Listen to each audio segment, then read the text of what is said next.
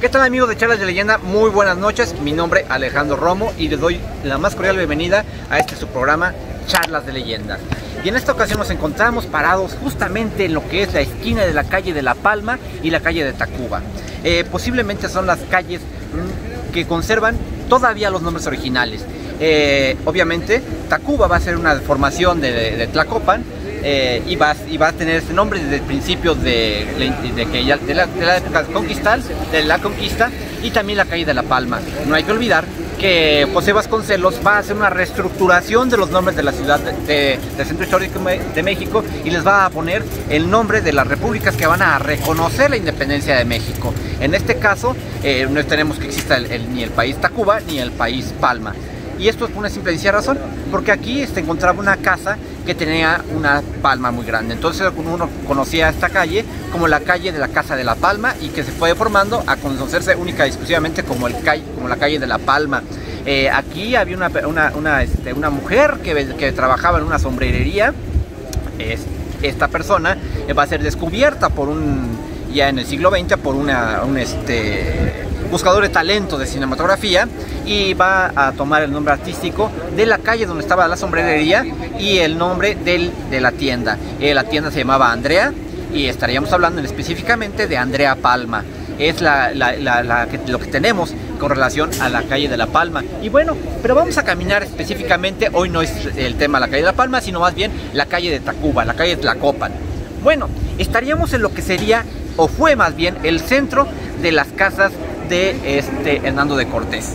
Específicamente estaríamos hablando que aquí estaría el centro de la parte central. Obviamente era una calle que nos llegaba hasta lo que actualmente es Venustiano Carranza, una propiedad muy grande, y esta es la parte central. ¿Por qué? Porque también la otra parte llegaría hasta la calle Isabel la Católica. Pero bueno, vamos a caminar sobre la calle de Tacuba y vamos a hablar un poco de la historia de esta emblemática calle. Como les decía, aquí específicamente, posiblemente a esta altura, estaba alguna de las salidas que llegó a tener el templo de Atzayacat, y por aquí es donde empiezan a correr los españoles, donde empiezan a salir los españoles en aquel 30 de junio de 1520, cuando la llamada Noche Triste. Y por aquí es donde se va a establecer esta salida. Obviamente no hay que pasar desapercibido que también lo que es la calle Tacuba va a tener bastantes negocios que tienen ya más de 100 años. Caso concreto, estamos pasando justamente al lado de la Vasconia, una panadería que nos recuerda a aquella época de los negocios centenarios. Y bueno, la calle de Tacuba, ¿por qué es importante? Porque en la época de la colonia también se convirtió en una calle de hospitales. Gran parte de los hospitales, como se conocen actualmente, obviamente no eran así, pero estamos hablando de que aquí es donde se tenían sobre todo esta parte de los hospitales. Aquí estaba el hospital de los betlemitas, estaba el hospital de San Andrés, por ejemplo. Entonces, de ser una calle importantísima, también se va a convertir en una calle donde la gente no le gustaba pasar, por la simple y sencilla razón de que se tenía miedo de enfermarse o de que aquellos humores se desbalancearan, porque en aquella época se creía todavía en la medicina hipocrática, se creía todavía en los 4 humores que regían la salud, que era la bilis negra, la bilis amarilla, las flemas y la sangre, que además también iban a dar los temperamentos de las personas: flemático, colérico, esos esquemas del carácter que también iban a dominar esto. Y bueno, también la calle de Tlacopan, la calle de Tacuba, también va a tener gran parte y gran repercusión en la historia. Aquí encontramos también que la primera casa donde estuvo José Ortiz de Domínguez estuvo aquí. Ella vivió con su hermana. Resulta que cuando ella es niña, va a ocupar lo que es el predio número 50 de la calle de Tacuba, y va a ser vecina de Fernández Lizardi, el pensador mexicano. También ellos van a tener ahí van a ser también vecinos de Juan de la Granja. Posiblemente son personajes que uno los menciona poco, sobre todo tanto a Fernández de Lizardi como a Juan de la Granja. Sin embargo, de Fernández de Lizardi, ahorita que acabamos de pasar toda esta parte de la independencia, Fernández de Lizardi va a ser uno de los personajes que más va a impulsar el gobierno de Agustín Iturbide. Él va a reconocer a Agustín Iturbide como libertador de la América Septentrional. Además que va a ocupar esta parte de la parte filosófica del movimiento de independencia. Bueno, vamos a la calle. También, por eso va a ser importante Fernández de Lizardi, sobre todo porque él vive, le toca vivir la etapa de la independencia. También tenemos, sobre todo, por ejemplo, a Juan de la Granja. Juan de la Granja es un hombre que posiblemente uno no lo relaciona con el progreso que llegó a tener. Sin embargo, Juan de la Granja, a pesar de que era de origen hispano, de origen español, él no va a venir de España, él viene casualmente de Estados Unidos. En este caso, el hecho de que venía de Estados Unidos le va a generar que él tenga ciertos conocimientos de avances tecnológicos que existen en lo que es en aquella época, ¿no? En aquella época del siglo XIX. En este caso, lo que va a hacer Juan de la Granja, él va a ser la persona que va a introducir lo que es el progreso de las comunicaciones en México, en el México independiente. Juan de la Granja va a ser encomendado específicamente por Antonio López de Santana para que se construya lo que es el telégrafo. El telégrafo que nosotros conocemos, que va a usar lo que es el cableado y va a ir muy de la mano con la construcción de las líneas férreas. Es básicamente la importancia que tenemos de Juan de la Granja.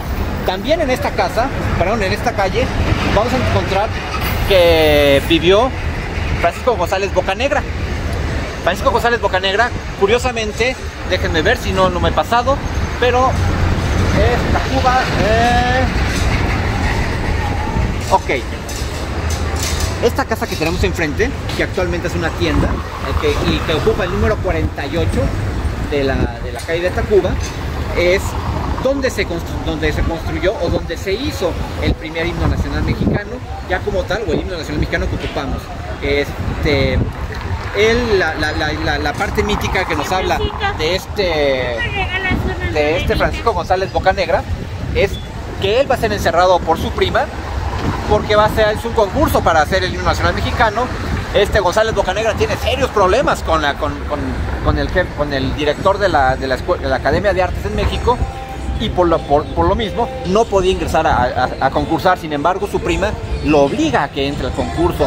Afortunadamente, el concurso, los poemas que se hicieron para el himno nacional mexicano, estos poemas no estaban firmados por una persona, estaban firmados por un número, lo cual le facilitó que obviamente este himno fuera de alguna u otra manera aceptado. Además, que era una gran oda, sobre todo al presidente en turno, a Antonio López de Santana. No hay que olvidar que el himno nacional mexicano es un himno que se compone de 10 estrofas, de las cuales solamente se cantan en la actualidad 3 estrofas. De esas estrofas tenemos que hay 2 estrofas que están proscritas.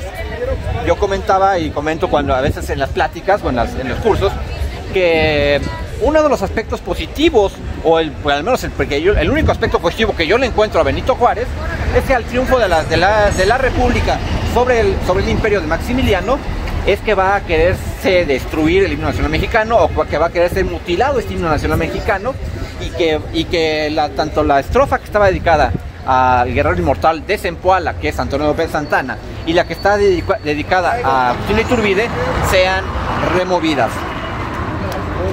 Él lo que va a hacer va a impedir que este himno sea mutilado. Él va a decir que si alguien no quiere cantar las estrofas dedicadas a ellos, que simplemente las evite y que no las cante. Y es básicamente por lo que se basa, por lo que se salva este himno de nacional mexicano de ser mutilado, esta obra de Francisco González Bocanegra, hecha en 1852, y se le pone música para el año 1853 por un español radicado en Cuba, que va a venir específicamente a México a poner esta parte de la musicalización al himno nacional mexicano. También tenemos obviamente aquí sobre la calle de Tacuba otros lugares muy importantes, lugares que se han vuelto muy emblemáticos, aunque al día de hoy apenas estaríamos hablando de que son lugares que apenas acaban de agarrar o acaban de tomar el carácter de centenarios, y uno de esos lugares es el emblemático Café de Tacuba. Y el Café de Tacuba, que lo tenemos justamente, estamos nosotros parados enfrente del Café de Tacuba. La historia nos dice que que aquí es testigo Diego Rivera del asesinato del gobernador Beltrones. ¿Por qué? Porque aquí en el desayuno, cuando está desayunando Diego Rivera, justamente llega el gobernador de Veracruz y va a ser asesinado en este café. Este café, como les digo, era parte de lo que era la zona de hospitales y sobre todo la zona de algunos hospicios. En este caso es la parte trasera del hospital y actualmente dicen los habitantes o ocupantes más bien de este lugar que al día de hoy es muy común llegar a ver a una monja que se aparece. Esta monja nos recuerda a esta parte de los hospitales. En este caso ella no pertenece a la parte revolucionaria, sino más bien anterior a la parte de la revolución. Igual vamos a tener lugares que se van a ir formando aquí en la calle Tacuba, que por ejemplo vamos a tener lo que es igual el colegio que actualmente es el museo se me fue ahorita que pasemos les digo. Bueno, actualmente el MIDE, Museo de Economía. Actualmente ese museo también en alguna época también se convirtió en lo que fue una escuela. Al día de hoy todavía tiene algunos cursos que se imparten en esta escuela y así van a estar dados. También más adelante tenemos también que esta calle se ha convertido en una zona de negocios que tienen perfumerías. Tenemos que una de las perfumerías o la perfumería más vieja que se encuentra en la Ciudad de México, que en algún momento llegó a tener a los mejores químicos que en cuestiones de perfume se encontraban aquí. Inclusive artistas de la talla de Gary Grant o Gary Cooper venían a comprar lo que eran los perfumes en esta zona porque eran perfumes exclusivos, perfumes que uno no encontraba ni siquiera en Francia, se encontraban aquí. Entonces este negocio al día de hoy sigue funcionando. De hecho es parte de lo que fue el convento de Betlemitas, esta orden guatemalteca que va a llegar a la Nueva España, que es de hecho la última orden que llega a la Nueva España, y que actualmente ocupa lo que es el Museo del Ejército, y además que está también dado lo que es esta perfumería.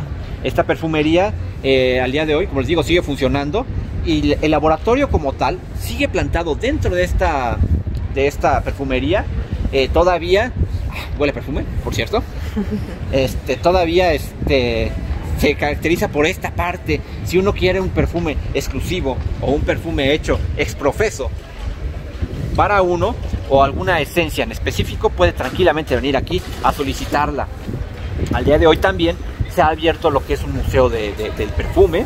Es un museo de reciente creación, no tiene más de 2 años y ocupa el número 12 de la que es la calle de Tacuba. Aquí, si uno quisiera venir a conocer parte de esta historia de las perfumerías y parte de esta historia que tenemos de las fragancias, lo vamos a encontrar aquí. Es un museo, como les digo, de nueva creación y bastante entretenido. Y bueno, Tacuba nos va a llevar a la salida de lo que sería ya el final de la calle de Tlacopan. Estamos hablando, bueno, la casa de Tlacopan data de 1457, que es cuando se hace la Triple Alianza. Esta alianza, que curiosamente vamos a pasar a algún lugar donde nos recuerda esta alianza que se da con los entre Texcoco, entre Tacuba y entre México Tenochtitlan, para destituir o para quitar del señorío a los tepanecas. En este caso, estas personas que van a intervenir, estamos hablando de Nezahualcóyotl, estamos hablando de Ixcoatl y estamos hablando de Totoquihuatzin. Estas son las personas que van a integrar esta triple alianza, y actualmente encontramos lo que son los tres esculturas que nos recuerdan a esta parte, hechas por uno de los más grandes escultores del siglo XIX, Jesús Fructuoso Contreras, y que lo tenemos justamente aquí, a mi izquierda. Y aquí tenemos, obviamente, llegamos a una de las plazas más interesantes o más bellas de lo que es la Ciudad de México. Es una plaza muy pequeña, pero una plaza que nos recuerda mucho a esta parte colonial, que está perfectamente armonizada con la parte neoclásica. En este caso tenemos el Palacio de Minería, o lo que fue la Escuela de Ingeniería o Arquitectura, que desde el principio resulta que a los ingenieros hicieron malos cálculos y se les empezó a hundir.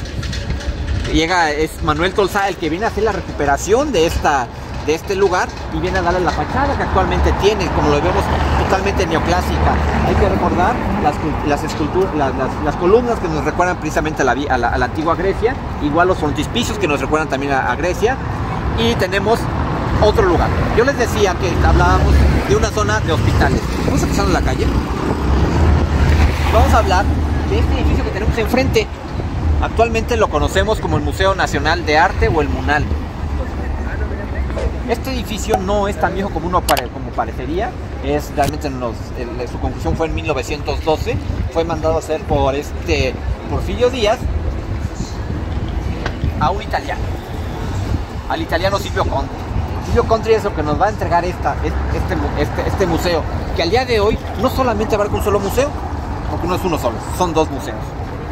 Curiosamente tenemos que en el 2005 fue inaugurado el segundo museo en lo que fue una de las primeras oficinas de telégrafo de la Ciudad de México, y que justamente tiene su entrada ahí, que es el Museo del Telégrafo. Allí vamos a encontrar toda la historia de las comunicaciones en México. No hay que olvidar que el Porfirio Díaz, el eje de su gobierno significaba orden y progreso, y en este caso estamos hablando del progreso, y el progreso estaba dado por las telecomunicaciones, sobre todo el telégrafo. Porfirio Díaz es uno de los principales promotores del uso de los ferrocarriles. Él va a construir más de 20,000 kilómetros de líneas férreas, y esos 20,000 kilómetros de líneas férreas van a estar acompañados por el telégrafo. Telégrafo que va a ser importantísimo no solamente para el gobierno de Díaz, sino también para los gobiernos y sobre todo para los revolucionarios. La gran obra de Porfirio Díaz va a terminar siendo su perdición. Tenemos también, obviamente, la escultura ecuestre de Carlos IV. Ya muchas veces hemos hablado de ella. Sin embargo, nos viene a través del mito, a través de la leyenda, que la abuela Rodríguez, sobre todo los historiadores menos estudiados, menos doctos, que nos hablan de que él tiene un error. Obviamente vemos al rey Carlos IV de España, padre de Fernando VII, y este rey lo vemos muy vestido a la usanza de romano. Sin embargo, los historiadores dicen que no, que hay un error, porque no tiene estribos, que el caballo, ese es el error que tiene. Sin embargo, si uno se acuerda, por ejemplo, si ustedes ven lo que es el inicio de la película del Gladiador, obviamente estamos hablando de que los romanos están usando caballería. Los romanos no usaban caballería, porque la caballería que ellos usaban era bastante mala, porque la cultura ecuestre en Roma no tenía estribos. Entonces Manuel Tolsá lo que va a hacer, darle un perfecto estudio de la cultura romana, y por eso se omite lo que es la construcción de estribos dentro de este hermoso monumento de Carlos IV. Lo que sí tenemos es que, por ejemplo, abajo, en la pata, en el cuarto trasero, en el derecho, se ve como que está pisando algo. Al día de hoy solamente queda un carcaj. Originalmente también tenía un águila que fue destruida en tiempos de Lucas Alamán. No fue Lucas Alamán el que lo destruyó, por el contrario, Lucas Alamán prohibió, en este caso abogó para que esta escultura se encontrara en perfecto estado. Esta escultura, al final de cuentas, va a tener esa idea. Es una de las grandes obras de Manuel Tolsá. Manuel Tolsá, cuando llega aquí, y él llega específicamente encargado de lo que es la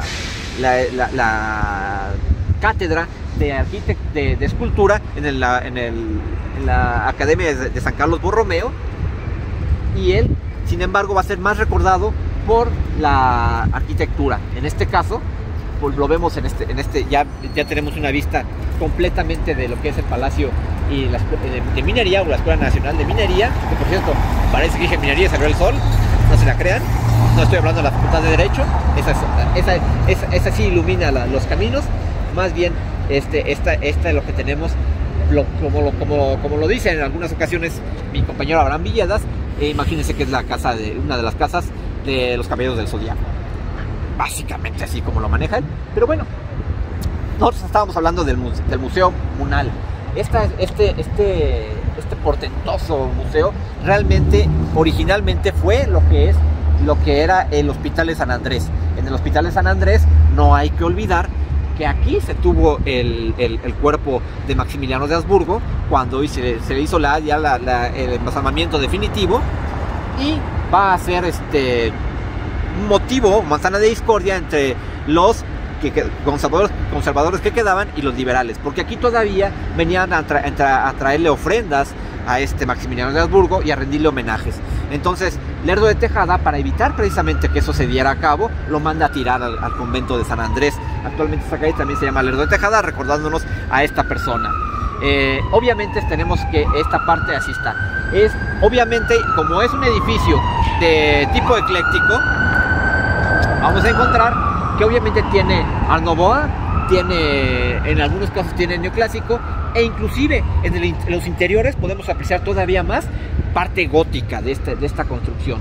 Esta construcción actualmente alberga lo que son colecciones tanto virreinales, tanto contemporáneas, y como del México independiente. Aquí hay una sala dedicada específicamente a José María Velasco. Tenemos una ala que está dedicada específicamente a lo que es la parte virreinal, que realmente era lo que se encontraba en la Pinacoteca Virreinal. Lo que fue pasado acá que era parte de lo que era el acervo de Manuel Couto, que va a ser esta parte, la parte virreinal que tenemos, porque al principio no se creía que la parte virreinal fuera parte del arte nacional. ¿Por qué? Porque decían que no estaba hecho en México. Yo siempre he dicho que si somos los mismos, solamente cambiamos de nombre, pero al final de cuentas sí tiene que estar aquí el arte virreinal. Y esta es la parte que tenemos. Por cuanto a la parte virreinal, tenemos, obviamente el arte virreinal fue muy desdeñado en época del México independiente.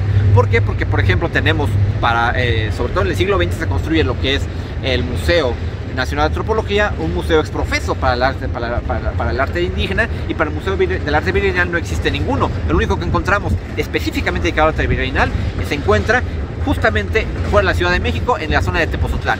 Y bueno, y aquí, aprovechando que estamos en Tacuba, vamos a contar una leyenda que tiene que ver con uno de los vecinos, y muy ad hoc con la parte que estamos viviendo. Resulta que don Rafael se encontraba justamente aquí jugando uno de los mejores juegos que tenía, el ajedrez.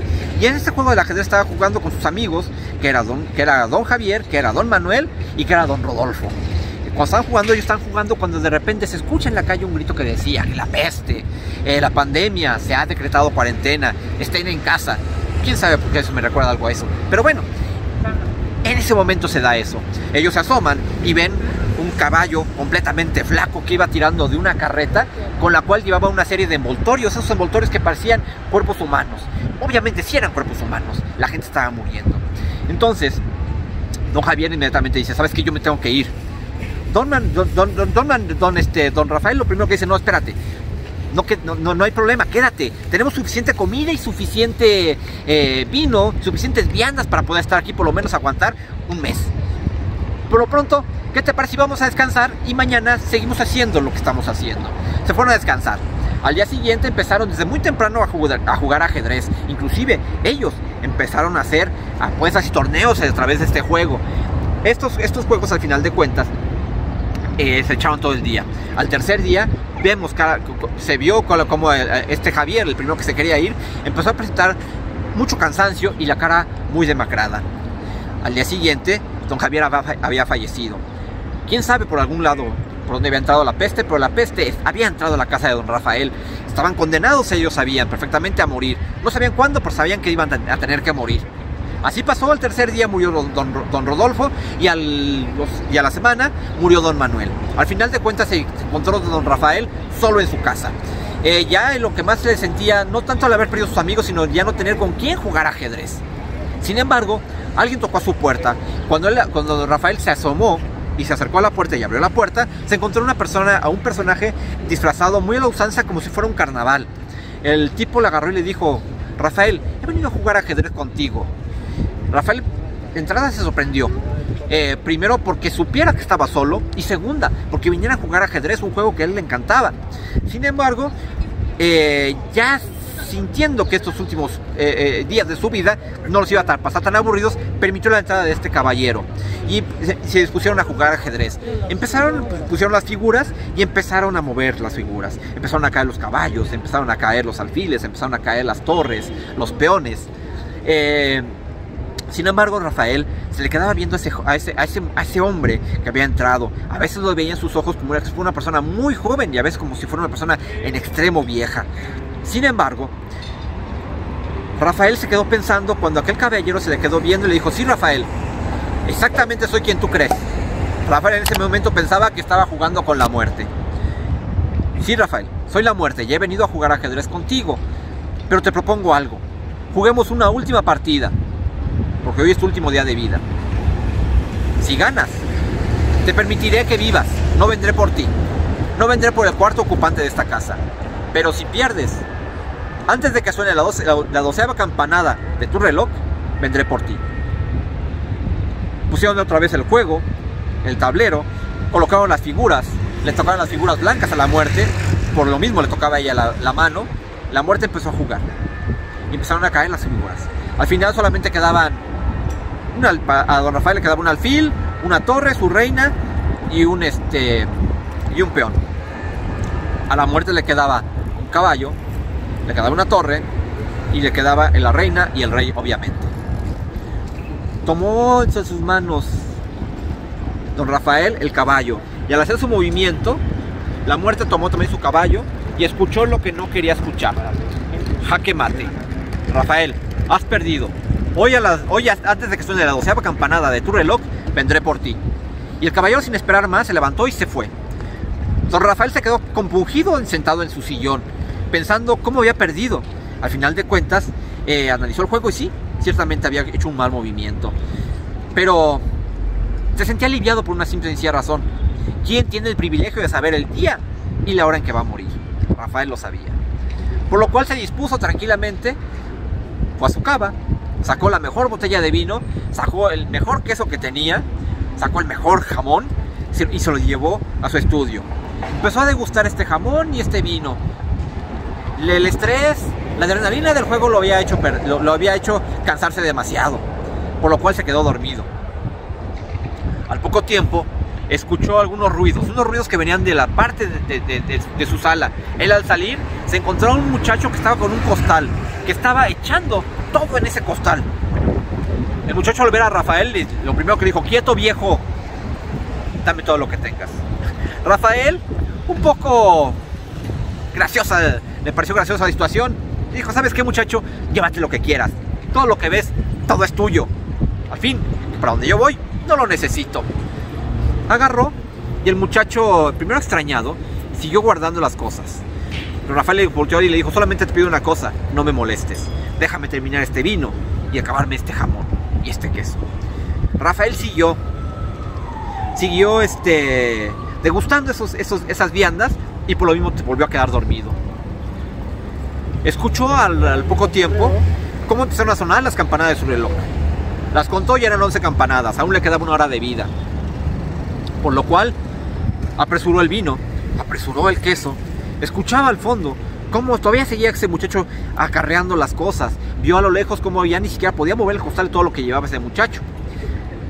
Al quedarse dormido Rafael, solamente fue despertado por un calor que recorría su rostro. Era la luz del sol mezclándose por la ventana. Rafael primero sorprendido. ¿Por qué? Porque había sobrevivido. Era el día siguiente. La muerte se había equivocado. La muerte no había ido por él. Sin embargo, él, al gritarle a los 4 vientos que estaba vivo, lo primero que se encontró fue a aquel muchacho que estaba justamente en la entrada de su casa, muerto. Al final de cuentas, la muerte había cumplido. Había ido por Rafael. Solamente que se había equivocado y se había llevado al cuarto ocupante de la casa que se había encontrado. La muerte se había llevado al muchacho en lugar de Rafael. Dice la gente que la muerte inclusive posteriormente llegó a seguir visitando a Rafael, porque luego se veía a ese hombre jugando.